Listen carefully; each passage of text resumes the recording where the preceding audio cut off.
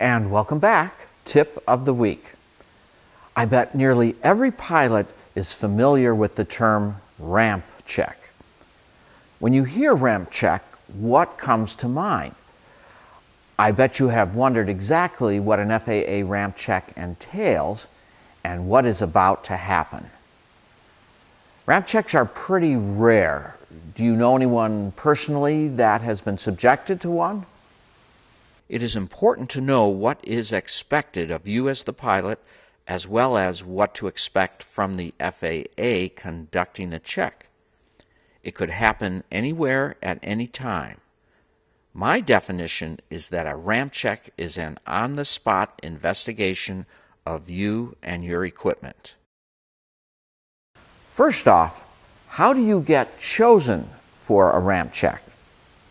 There are two main reasons. Number one, it could be random, just not your lucky day. But this is extremely rare for a private pilot. It's like the lottery. You could win, but don't count on it. Probably never happen in your lifetime, but you should still be prepared. Number two, you caught the attention of air traffic control for reasons like busting controlled airspace boundaries or not following directions, something like that. If they know where you're headed, they can alert the agents at your next landing destination. This is the more common scenario for being chosen for a ramp check. If you stand out of the crowd in a safety way for some reason, this can get you hand-picked.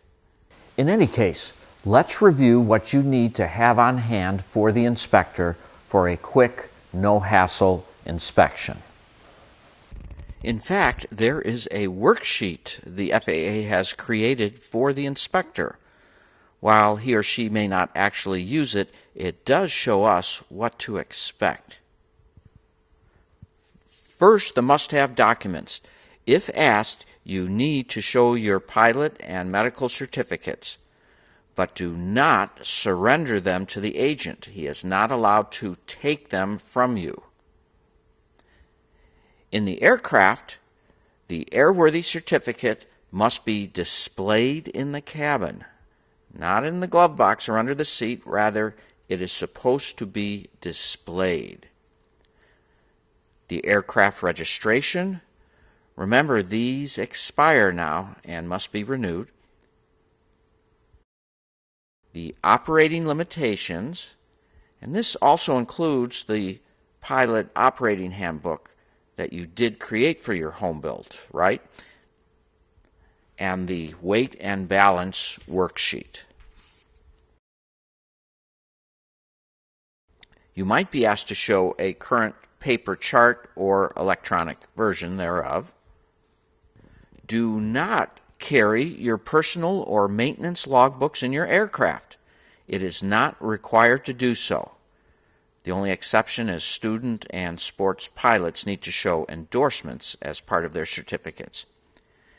If you do choose, however, to make these available to the FAA agent, then you have opened yourself up to additional undesirable scrutiny, such as checking for your last biennial review, checking on your recent condition inspection, and other endorsements that can open up a can of worms.